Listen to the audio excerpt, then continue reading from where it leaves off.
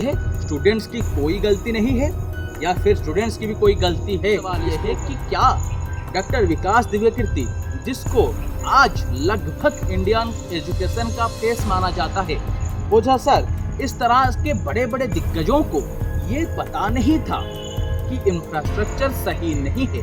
बारूद के ढेर के ऊपर दिल्ली का दिव्यकीर्ति के ऊपर सवाल इसलिए उठाए जा रहे हैं कि एक छोटे से कहानी से समझेंगे कि एक बच्चा था, उसने अपने जीवन में गाय की आत्मकथा, एक निबंध रचना रट के रखा था। एंड में हम इसको खोलेंगे। इसके अंदर भारत की संस्कृति कहती है कि जुक्ति जुक्तम वचग्राह्यम बाणादपि सुखादपि।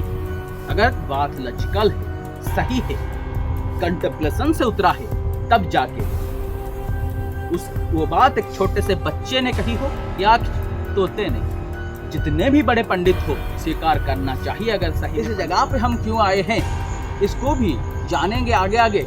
और यहाँ इस जगह में इस पूरी चर्चा के बाद हम आगे बड़े अच्छे और यूनिक स्टूडेंट्स के मत भी लेंगे। उस यूपीएससी के छात्रों के पूरे घटना के पीछे का पूरा रहस्य इसके अंदर है। इसको वीडियो के एंड में हम खोल के देखेंगे सच में इसके अंदर रहस्य है या नहीं। इस जगह पे हम क्यों आए हैं, इसको भी जानेंगे आगे आगे। और यहाँ इस जगह में इस पूरी चर्चा के बाद हम आगे बड़े अच्छे और यूनिक स्टूडेंट्स के मत भी लेंगे, उसके ऊपर आलोचनाएं भी करेंगे। पहले हम हमारे 4 सवालों को लेते हैं और 4 बुनियादी सवालों के ऊपर चर्चा करेंगे, देखेंगे, समझेंगे। पहला सवाल ये उठता है कि इसके लिए, पूरी घटना के लिए जिम्मेदार कौन है, यह है पहला सवाल। दूसरा सवाल यह है कि क्या सिर्फ प्रशासन की, कोचिंग सेंटर्स की, टीचर्स की, इन सब की गलती है, स्टूडेंट्स की कोई गलती नहीं है, या फिर स्टूडेंट्स की भी कोई गलती है, इसके ऊपर भी चर्चाएं करेंगे। यह है सवाल नंबर 2। तीसरा सवाल यह है कि ये जो पूरी घटना है, इसमें 2 ही लोग जिनके कोचिंग सेंटर्स में ये घटना हुई भी नहीं है, विकास दिव्यकीर्ति और ओझा सर, ये दोनों के ऊपर ये सवाल ज़्यादा से ज़्यादा उठता है। क्यों उठता है, ये तीसरा है। 4th सवाल ये है कि क्या डॉक्टर विकास दिव्यकीर्ति, जिसको आज लगभग इंडियन एजुकेशन का फेस माना जाता है, ओझा सर, इस तरह के बड़े बड़े दिग्गजों को ये पता नहीं था कि इंफ्रास्ट्रक्चर सही नहीं है। बारूद के ढेर के ऊपर दिल्ली का शहर खड़ा है, मुखर्जी नगर, ओल्ड राजेंद्र नगर और बाकी सारे हजारों कोचिंग सेंटर्स पानी के अंदर है, बारूद के ऊपर है। अगर इनको पता था कि रेंट के भाड़े कितने ज़्यादा लिए जाते हैं, क्या किए जाते हैं, स्टूडेंट्स किस तरह से स्ट्रगल में ज़िंदगी को जी रहे हैं, इन्होंने कोई भी प्रिवेंटिव स्टेप्स क्यों नहीं लिए। ये 4 सवाल बनते हैं। इन 4 सवालों के ऊपर विस्तृत रूप से हम अभी चर्चाएं करेंगे, सत्य के सामने, सत्य के साथ। और हमारी सोच ये नहीं है कि हमारे ये वीडियो बनाने से कोई बड़ा परिवर्तन आ जाए या कोई बड़ा प्रभाव पड़े या हम प्रसिद्धि को पाएं, ऐसा नहीं है। कहा नहीं जा सकता, बड़ा प्रभाव भी पड़ सकता है, पर हमारा उद्देश्य ये है कि भारत के एक नागरिक होने के नाते संविधान के अनुसार हमको ये कर्तव्य है, हमारे अधिकार है कि हम ये पूरी संगीन घटना के ऊपर हमारे मत को रखें।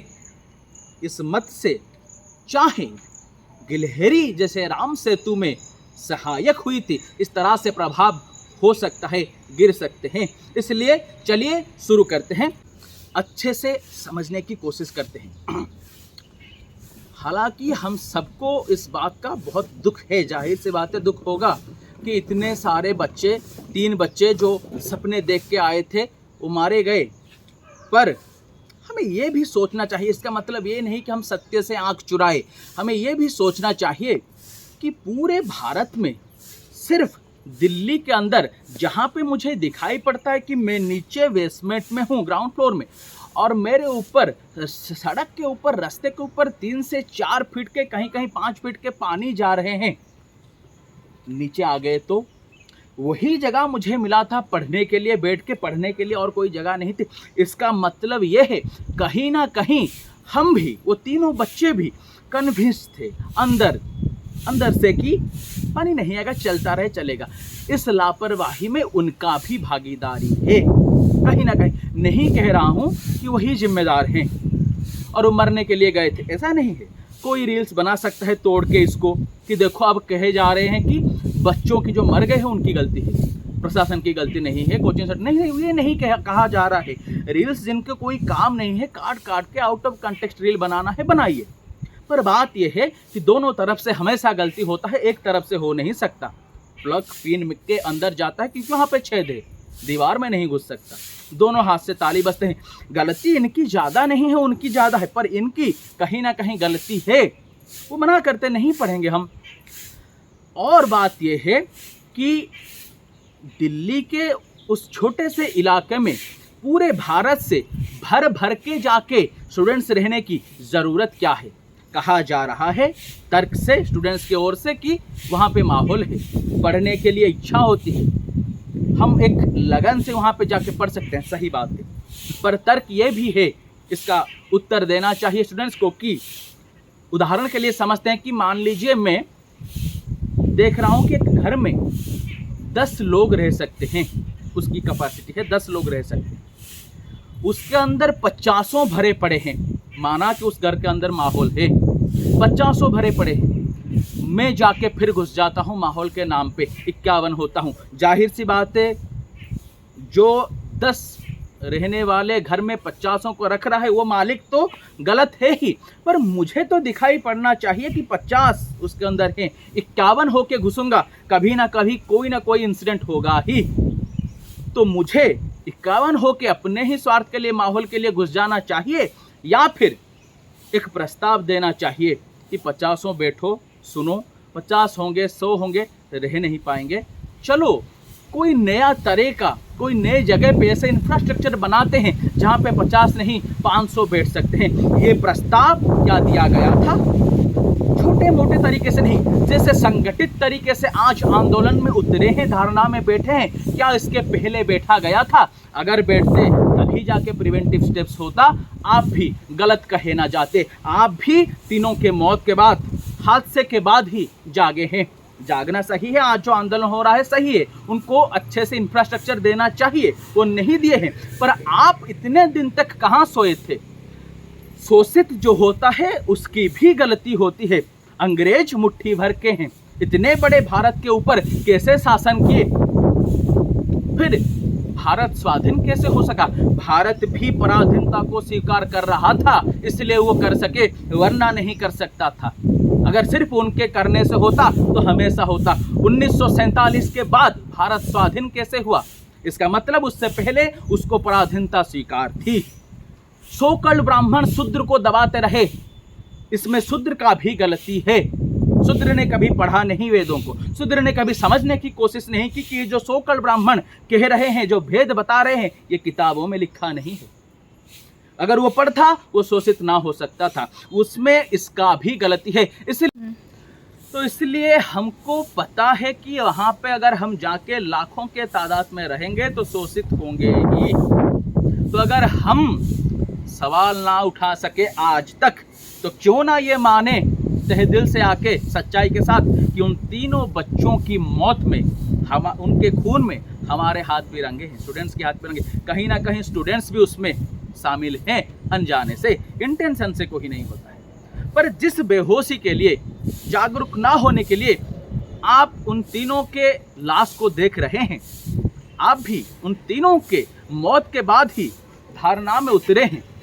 आप कह सकते हैं कि हमने इसको कंप्लेन किया था, उसको, सही है, पर कंप्लेन से तो हुआ नहीं, धारणा में उतरना पड़ा। अगर धारणा में उतरना ही पड़ा तो आगे क्यों नहीं, पीछे क्यों नहीं, हादसे के बाद क्यों? इसलिए अगर आप भी हादसे के बाद जागे हैं, क्यों आशा करते हैं उन टीचर्स की जो आके आपके साथ, आप जब जागेंगे, धरना में बैठेंगे, तभी जाके वो आएंगे ना। बीत तो आपके ऊपर रहा है, उनको क्या है? जैसे कि उदाहरण दिए जाते हैं कि जलेबी एक बार तेल से उठती है, फिर तेल में नहीं जाती। वो उठ चुके हैं, वो आएंगे जरूर, अब धारणा दे रहे हैं, उसके बाद अगर वो ना आएंगे तो छक्के कहलाएंगे। वो आएंगे, पर जब तुम बुलाओगे वो अपने आप से क्यों आएंगे? तुम भी तो सोए हुए थे, तुम भी तो जागे नहीं थे, ये क्यों नहीं सोच रहे हैं? अब आता है सवाल कि माना कि हम स्टूडेंट्स हैं,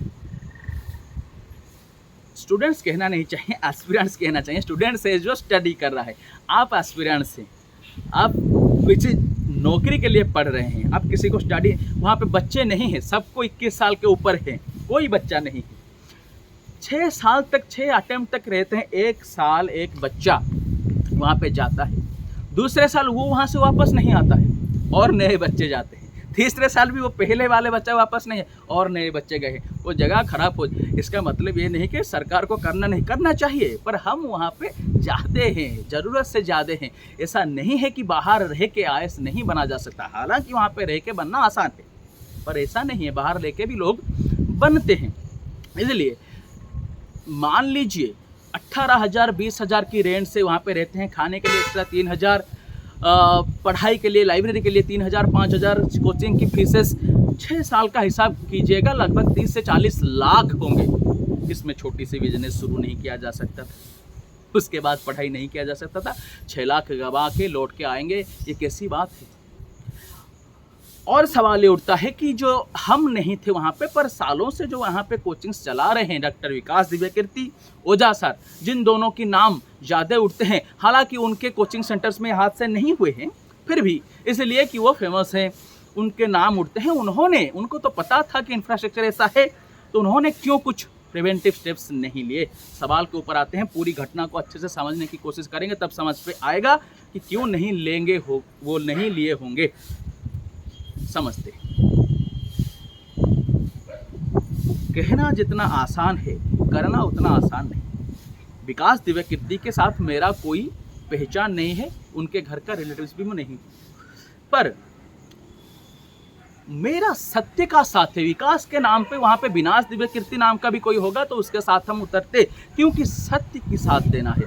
सत्य को जरा समझने की कोशिश करें। राजेंद्र नगर में, दिल्ली में, मुखर्जी नगर में, ओल्ड राजेंद्र नगर में, नेहरू विहार में हजारों की तादाद में कोचिंग सेंटर्स है, 1-2 नहीं है, हजारों से ज़्यादा, 4,000 5,000 भी हो सकते हैं। उस सारे कोचिंग सेंटर्स के जो मालिक होंगे, उन सब के कुछ ना कुछ फालतू गुंडे होंगे ही, कुछ ना कुछ सबका लविस होंगे, कुछ ना कुछ सबका पहचान होगा, अफसरों के साथ, नेताओं के साथ कुछ ना कुछ सांठ-गांठ सबका होगा ही। हजारों के तादाद में आप ये सोचते हैं कि एक अकेला विकास दिव्यकीर्ति ओझा कह दे कि मत करो, और ना करते, ऐसा नहीं होता।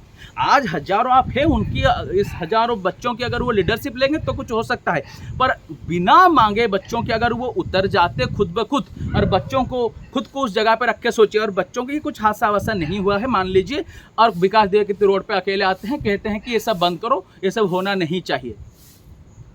ये भी संदिग्ध है कि कोई बच्चा जो आज बैठा है उनके साथ उतरता या नहीं, क्योंकि पहले भी देखे जा चुके हैं, हिंदी साहित्य के लिए, हिंदी मीडियम के लिए विकास दिव्यकीर्ति ने बहुत आंदोलन छेड़े हैं, एक बच्चा उनके साथ नहीं निकला है। ओझा साहब साइकिल से 750 किलोमीटर, 1000 किलोमीटर की यात्राएं किए हैं बच्चों के लिए, कोई नहीं किया है। गोली मारा गया है बच्चों को, ओझा साहब जाके खड़े हुए हैं, कोई नहीं आए। कल आंदोलन में एक बच्चा कह रहा था, अपने मुंह को लुचा के चेहरे को वो कह रहा था, उसको मीडिया वाले ने पूछा तो उसने कहा नहीं चेहरा मैं नहीं दिखाऊंगा, भय है। अगर भय है तो फिर आंदोलन कैसा, पीछे हट जाइए। इस तरह का भय है तो अगर कल के कल आके वो सार खड़े होंगे और तुम सब हट जाओगे कि पापा नहीं मानेंगे, तुम हट जाओगे कि हमको हमारा खुद का नाम बर्बाद होगा, कैरियर खराब होगा, तो अकेले सर खड़े रह जाएंगे कि मास्टर बने फिर रहे थे। इसलिए सारे ओर से चिंता करना होगा। एक आदमी अपने कोचिंग सेंटर के लिए जिम्मेदार है, सारे के लिए कैसे जिम्मेदारी वो लेगा, पर क्यों उनके ऊपर सवाल उठाए जा रहे हैं सुनिए। विकास दिव्यकीर्ति के ऊपर सवाल इसलिए उठाए जा रहे हैं कि एक छोटे से कहानी से समझेंगे कि एक बच्चा था, उसने अपने जीवन में गाय की आत्मकथा, एक निबंध रचना रट के रखा था एकदम। गाय एक घरेलू पशु है, गाय की 2 सींग है, गाय की 4 पैर हैं, एक पूंछ है, गाय खीर देती है, वगैरह वगैरह। उसने जीवन में यही रटा है, जो भी आप उसको निबंध देंगे वो यही कहेगा। मान लीजिए आप उसको देते हैं नदी में बाढ़ आ गई, वो लिखेगा नदी में बाढ़ आते हैं। नदी के उस कराल जल के बहाव के बीच घर द्वार इंसान बहते जा रहे हैं, उसके बीच बहती जा रही है एक गाय। गाय की 2 सींग, 4 पैर, एक पूंछ, शुरू करता है। आप उसको देंगे घर में आग लग गई, वो लिखेगा घर में आग लगता है, सब कराल आग के अंदर धधक के जल रहे हैं। उस चेतना के अंदर हमारी चेतना संकुचित हो रही है, देख के भयभीत हो रही है। उसके बीच जल रही है एक गाय, गाय के 2 सींग, 4 पैर, 1 पूंछ। आप उसको देंगे पेपर बेचने वाला, निबंध का विषय, वो कहेगा पेपर बेचने वाला सुबह सुबह सबके लिए सुनहरे खबर लेके आता है, उसमें बुरी खबरें होती हैं, अच्छे खबरें होती हैं। एक पेपर वाला जाके एक आदमी के अंदर खबर के लिए कागज़ दे रहा था और साइकिल में उसके कागज़ के बंडल थे, उस कागज़ को खा रहा था एक गाय, गाय के 2 सींग, 4 पैर, 1 पूंछ। उसको कहना यही है। इसलिए किसी ना किसी वजह से पहले से जो ईर्ष्यान्वित हैं, जो कॉम्पिटिटर्स हैं उनके, और उनको हरा ना सके, ये चांस है बलि का बकरा बनाने की। जो भी हुआ है इसको पकड़ो, जो भी हुआ है उसको पकड़ो। जब वो कह रहे हैं कि हमारे बेसमेंट में जहाँ पे हम क्लास करते हैं वहाँ पे एक एग्जिट्स नहीं है, 6 रास्तों से बच्चे निकल सकते हैं। राव इसमें एक था, वहाँ से ही आओ, वहाँ से ही जाओ। तब वो कहीं ना कहीं कन्विंस्ड होंगे अंदर से कि यहाँ पे बच्चे नहीं मरेंगे। हालांकि गलत है बेसमेंट में क्लास करना, पर कहीं ना कहीं वो होंगे। इसलिए इंटेंशनली तो ये मौत नहीं है। चिल्ला चिल्ला के उसको दोषी ठहराना फिर बुलाना कहीं तक सही है। और एक आदमी कह देता तो तब ये भी संभावनाएं हैं कि उसे कहा जाता कि बड़े नेता बने फिरे हों, बच्चों जो IAS के लिए पढ़ने गए हैं उनकी इतनी मैच्योरिटी नहीं है कि वो जान पाएंगे कि तार कहाँ है, रूम कहाँ है, हमें कहाँ पढ़ना चाहिए, कहाँ नहीं चाहिए। तुम बच्चों के पढ़ाने के लिए हम फीस देते हैं, या नेता बना के बच्चों के कैरियर को बर्बाद करने के लिए, आंदोलन में उतारने के लिए तुम्हें फीस देते हैं। ये भी आरोप वही लोग लगाते क्योंकि उनको सिर्फ आरोप ही लगाना है। इसलिए चारों ओर से सोचना चाहिए कि जब तक माँ को पता होती है कि बच्चों को भूख है, पर माँ तब तक दूध नहीं दे पाती जब तक बच्चा नहीं रोता है। इसलिए कैसे एक आदमी अपने आप से उतर के ही ये कहेगा कि आंदोलन में उतरो? जिनके ऊपर बीत रही है जब वो आएंगे तभी तो उतरेगा ना। अगर इतने तादाद में बच्चे इकट्ठे होके कभी इससे पहले, इस हादसों से पहले जाके विकास दिव्य कीर्ति के सामने बैठ के ये कहे हो, सिफारिश किए हो कि हमारे साथ उतरे, हम सह नहीं पा रहे हैं ये जो अत्याचार हमारे ऊपर हो रहे हैं, और तब वो मना किए हो तो गलती है। कुछ नहीं किए हैं, उतरे और वहाँ पे कह रहे हैं कि एंटी सोशल्स नहीं है। वहाँ पे एंटी सोशल्स कह रहे हैं कि पिट के जाएंगे, लालान टब्बा ले आएंगे, ये होंगे वो होंगे। सब ने देखा है। मिला के बात इतनी है कि एक थाने में एक कॉल आता है, इंस्पेक्टर उठाते हैं, वो जिसने कॉल किया है वो पूछता है कि क्या पाटिल जी हैं? वो कहता है नहीं, पाटिल जी यहाँ के पूर्व इंचार्ज थे, वो ट्रक के नीचे आके मर गए, मैं यहाँ का नया इंचार्ज हूँ। वो कहता है अच्छा अच्छा ठीक, काट देता है। फिर निकालता है, फिर कॉल करता है, वो पूछता है कि पाटिल जी हैं? उसने कहा भाई कहा ना तुम्हें कि पाटिल जी नहीं है, ट्रक के नीचे आ गए ना। अच्छा अच्छा। फिर कॉल करता है, अब पाटिल जी हैं? वो कहता है भाई पाटिल जी नहीं है, तुम्हें पता नहीं चलता, एक बार में कितने बार पूछ रहे हो? उसने कहा नहीं मुझे पता चलता है एक बार में कि पाटिल जी मर गए, पर पाटिल जी जब इंचार्ज थे मुझे एक बार पकड़ के चोरी के केस में बहुत कूटा था उसने, इसलिए उन जो ट्रक के नीचे आ गया सुन के मुझे बड़ा अच्छा लग रहा है, इसलिए बार बार सुनना चाह रहा हूँ।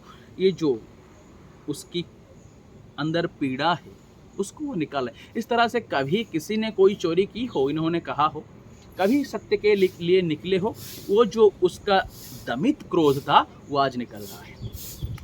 इसलिए बलि का बकरा बनाने की कोशिश है। जब सिस्टम चल रहा है उसके अंदर चलना ही पड़ेगा। हजारों जहाँ पे नहीं बदल रहे, एक आदमी के कहने से कुछ होगा ही नहीं। उस एक आदमी को टारगेट करके मार दिया जाएगा, हटा दिया जाएगा, और उस एक आदमी के साथ साथ उसके दर्शन, उसके विचार जो वो कहना चाहता था वो भी मर जाएंगे।